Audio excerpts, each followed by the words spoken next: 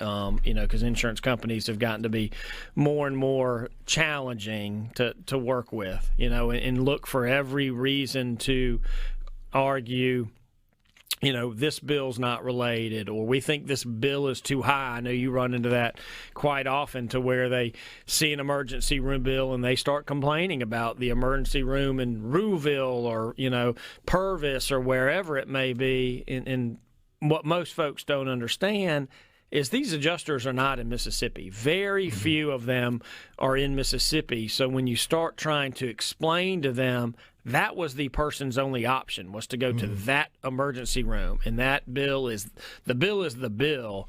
They just don't comprehend, because they're from major cities and they're used to having numerous hospitals and medical options. And unfortunately, people in the Delta and other small communities in Mississippi are limited with their health care choices. I know you run into that a lot. And how do you overcome, when they're trying to say, sorry, that bill of $10,000 for the emergency room, we're only going to give credit for $4,000?